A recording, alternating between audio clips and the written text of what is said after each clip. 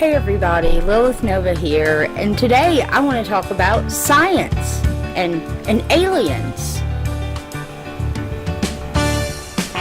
Wait, I'm not quite ready yet. Hold on.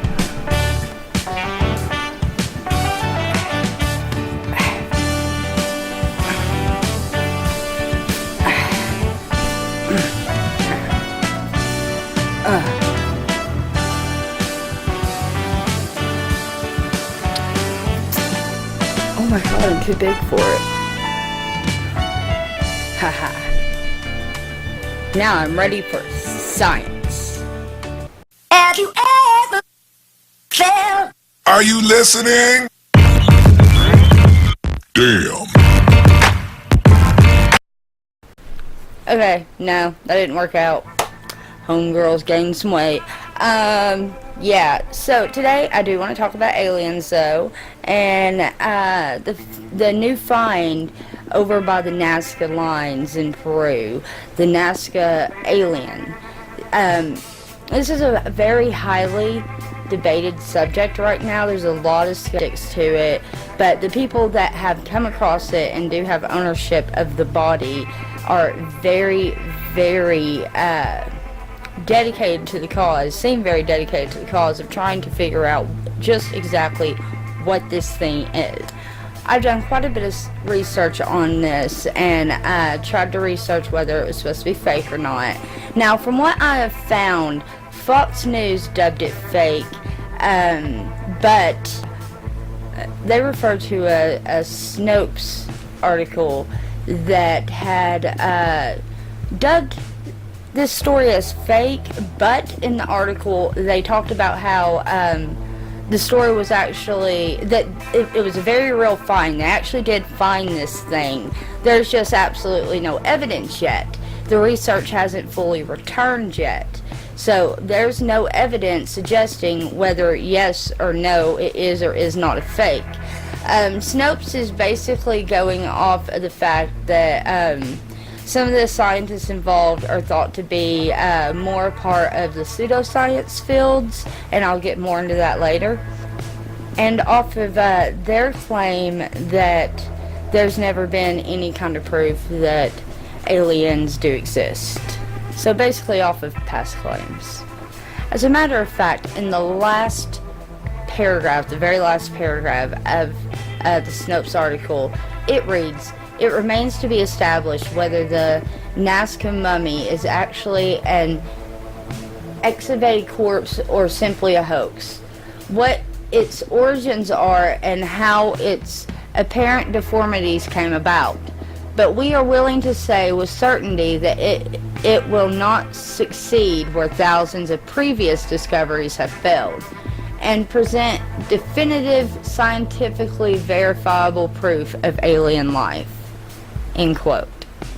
So as you can see, Snopes is really, from my understanding of the subject, Snopes seems to be calling this a fake, with really nothing to back that claim up, since none of the research has actually been finished and done yet. I took a good look around and actually found out that you can follow this research at a website called Gaia.com. And I'll try to remember to put that in the description box below. I went through what little bit I could find on it from what Gaia.com's been putting out, and in a way I have my skepticisms too, but at the same time I'm very interested in see what they found out. So far from what I found, they have had the body carbon dated twice, and here's the data on it. So as you can see, I expected this body, from the way it looks, to actually be carbon dated a lot older than it is. As it happened, this body is actually in the AD era. How it was discovered was apparently a journalist named, and excuse me if I get this wrong, Jose Mason, a journalist from Mexico, had actually went down and spoken to the senior director of content of Gaia.com, Jay Wildner, And together they come up with a plan to go down and look at this discovery, and they took along with them 2 camera crews. One, they each had their own, and they also took a handful of scientists with them, which were not really named. This is where a lot of the skepticism comes in. A lot of the scientists that were named were known as pseudo-scientists, and particularly a Russian scientist. And I'm so sorry, I'm not sure I can really pronounce his name, but here's his information. And he is a scientist of bioelectrography. And if you are unaware, bioelectrography is another term used for Killian photography, which is a collection of photographic techniques used to capture the phenomenon of electrical corneal discharges. It is named after Simon Curlin, who in 1939 accidentally discovered that if an object on a photographic plate is connected to a high voltage source, an image is produced on the photographic plate. The technique has been variously known as electrography. I had to look this up because I'd never heard of it myself, and actually what I found really sparked my interest. I might end up looking more into that, perhaps even doing a video on it later, not sure. But let's stay on this subject for now. This seems to be one of the main scientists that was a part of this, but you also got to pay attention. It's medical and applied bioelectrography. So we don't really know how advanced his actual medical degree is. Yeah. But he had a lot of interesting things to say about this, and I'm just going to show you a clip here. We have a very important mission here in Peru. I came here together with a group of scientists, professionals, journalists. Once the scientists arrive, the body is revealed, and they get to analyze it for the first time. When he brought it out and pulled it out of the box, it was a stunned silence at first. It was prepared mummy. The size of this humanoid was 168 centimeters. It's practically my size, a little bit shorter. So it means that this was a person who was walking as we do, who was able to move hands as we have, with long legs. So proportion of the body was very similar to ours. It is absolutely authentic hand with 3 long fingers, very long. The 3 fingers is a characteristic that makes it unique and unforgettable. And that is what exactly makes us think that this does not belong to a human species. Then, of course, very important head. That's, of course, was the most amazing. It was not our rounded skull, but it was very protruded skull, very clear. And on the skull as well, it was very, very natural. Very interesting, they had neither nose nor ears, only little holes. Now from what I found, they also took this body and had it x-rayed or sent through an MRI through a USA radiologist, and also had it looked at by a Russian head of images analyst of the Medical Institute at MIBS. And this is something else I also had to look up. MIBS was a company that was started in 2003, and they're basically MRI experts. And the doctor from the U.S. had stated that this looks very real. The bone structures look very real. It looks like it is real bone. The 3 fingers, she don't see how anybody could have gone in there and faked that.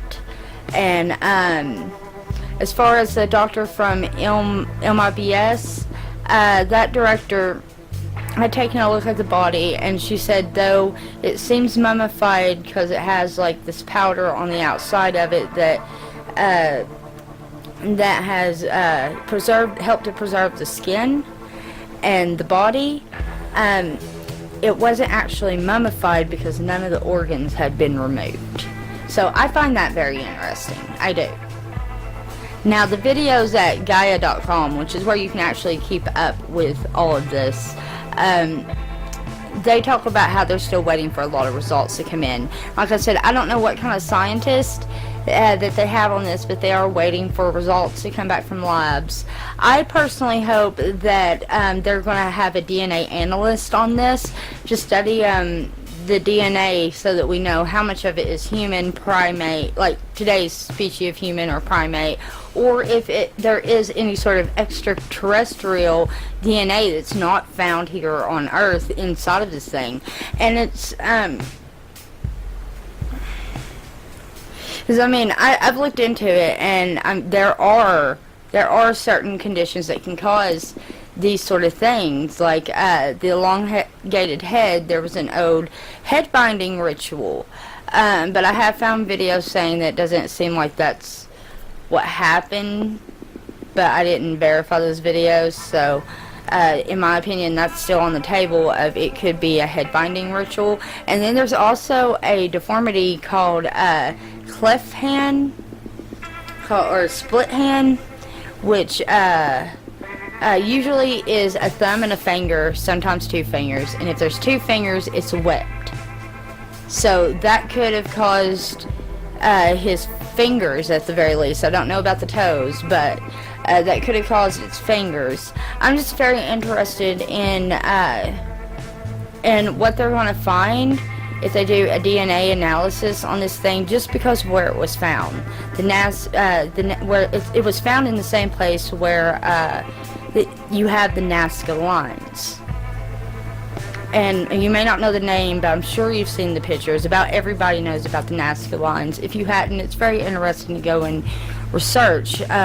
These are basically like long lines that for a very long time people thought, they look like some place that airplanes could land down at. But they thought airplanes could land down at. But from the sky view, these lines actually create and form pictures of like spiders and humans and birds and stuff like that. And it makes my imagination personally want to run wild with it. Like, and now that they found this alien, it makes me think of panspermia, which I might end up having to do a video on panspermia in case you guys don't know about it. But it reminds me of something like that. And the ancient alien theory, I mean, what if this was some sort of ancient astronaut that crashed its vehicle maybe in the ocean, which is why they haven't found it, and swam to shore or something? Because I mean, just the way you see the body here, the way its head is stretched out and its mouth is open, is like it could have been alone or in pain or something, like it's looking towards the sky in agony. And when you put this body just with the evidence that's found, it makes it almost looks like an ancient crime scene to me. It looks like somebody trying to send a message back to their people of, hey, look what I found. I'm still here. I'm still alive. There's like this one, the guy on the side of the mountain looking like he's waving, like, hey guys, I'm still down here. Please come and get me. Come and find me. I'm stuck here.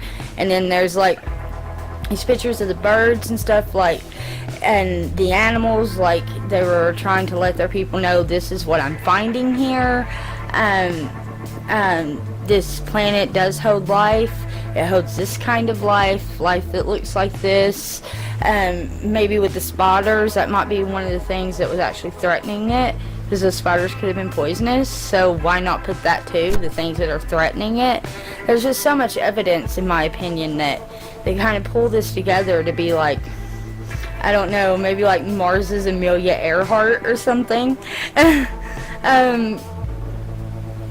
So yeah, this is a little bit of research that I've done on the Nazca Alien. It really sparked my interest. It was literally just found, still waiting for results. Tell me, what do you think down below? Do you think the Nazca Alien could be real? Have you heard of the Nazca lines? This is something that really excites me. So yeah, I'm excited to see what they'll find out. Maybe I'll be able to do an update video if I ever find out about, you know, any updates in this story. So yeah, if you like this kind of content and you want to hear more on aliens and stuff like that, give this video a thumbs up. If you like me, press that subscribe button. If you want to know when I do more uploads, hit that little bell. And I will see you next video. Just breathe. Have you ever felt? Are you listening? Damn.